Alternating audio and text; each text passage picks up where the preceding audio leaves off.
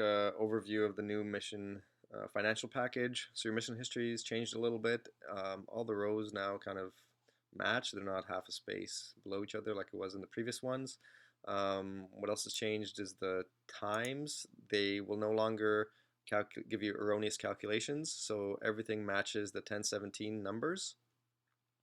If you put in the time, the only thing that you have to ensure is you use proper time format. So use a semicolon to put in time. So 1500 would be 15 semicolon 00, enter. And you'll see there's an error here because you don't have a date yet. So it takes date into account.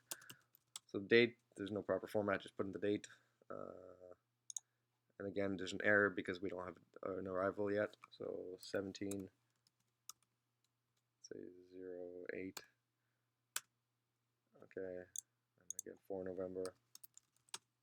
And now you get proper calculations.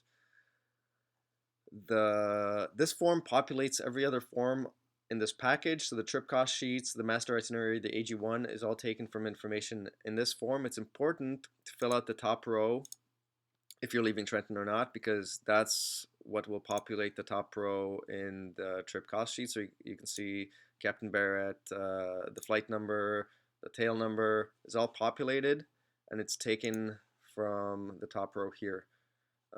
So the AC's name always has to go in the top, okay? AC's claim holder, because it'll populate the trip cost sheet. And the trip cost sheet's locked, so you can't select these and do it manually, okay? It's got to be done through the mission history. So taking that into account, if your first destination is anywhere other than Trenton, you're going to start at the second row, okay, because you'll see in a second, but make sure that this row is still filled out with the flight number, tail number, and user. Okay, the reason you would start in the second row is because the trip cost sheet, so looking over here, we took on a bunch of cargo in Trenton, but nothing's populated in our trip cost sheet. That's because leaving out of Trenton, the first row only coincides with this little block here. So the Trenton, the departure time, departure date. That's all they care about out of Trenton. Everything else starts in the second row, okay? So this whole block is the second row. So now go to Quebec. Let's say we'll put on some cargo weight. So we've got 10 pallets. We offloaded a passenger and we unloaded, let's say, 20,000 pounds. And let's say we offloaded 0.1. Okay, so now go in the trip cost sheet. You're going to see all this stuff populates for you. Okay, so freight on, freight off, yes. Packs on, yes. We didn't take on any packs, so this is still no. They're not selectable. They'll take the information from the mission history, but the rest are, okay? So if you landed on the ramp, you're going to select yes. If you required parking, you're going to select yes. And it highlights whatever you selected, okay? So if it's not highlighted, it's not selected.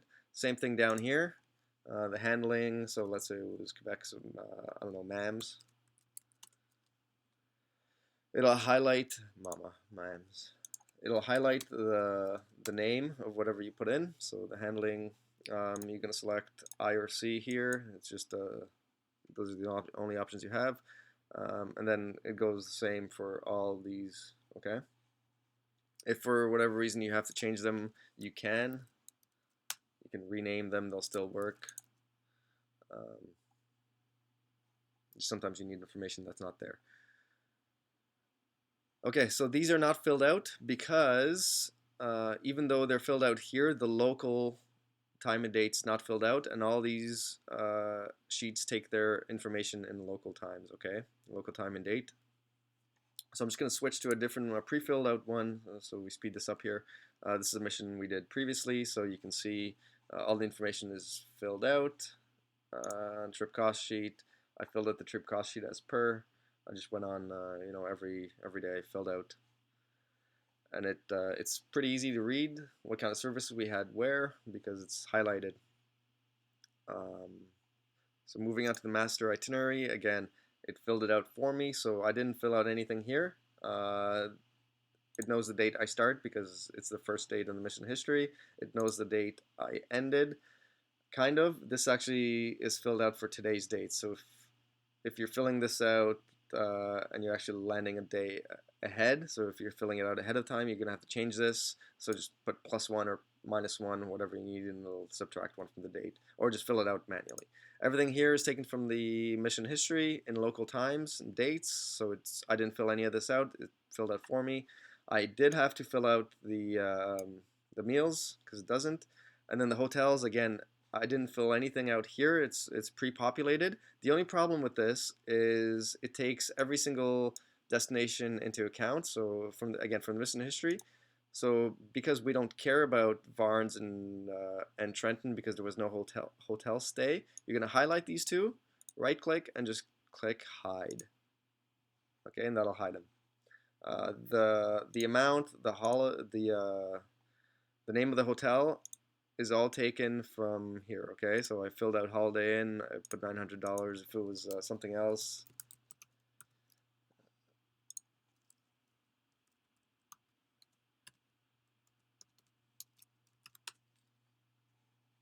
okay. If you go back to it'll switch it to whatever you filled it out. So type of lodging, this you will have to fill out manually because it doesn't know if you actually stayed in a hotel or not. So just put hotel or whatever you stayed at. Okay. This is all manual, and then go on to the AG1 form. So again, it fills it out for you. I didn't fill out any of the destination, takes from mission history. I didn't fill out any of the top. The date, again, is today's date, so put -1 +1 if you need to. The places are all selectable. So again, taking from the mission history, if you fill it out country, city, country, it'll come up this way here. So this is all selectable. So if I want Trenton, I do Trenton, Varnes, and every single destination on this sheet is taken from the list in the mission history, so you don't have to retype it out. You'll have to put in the crew, you're going to have to put in the passengers and the through passengers. Okay, for destination, other than that, it's the same. You just print it as you would. So last couple things, all these things are formatted, the trip cost sheets anyways, to print on legal size paper. There's 2 per sheet. Okay, so just file print and then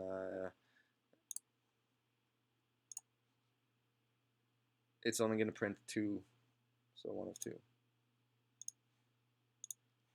There's enough information here that will fill out all the trip cost sheets if you go all the way down to here. So obviously this one will be on trip cost sheet page 3. So if you keep filling this out and it's not on trip cost sheet page 1, well then go to page 2 and it'll populate that information there. Okay, I think that's about it. Thanks.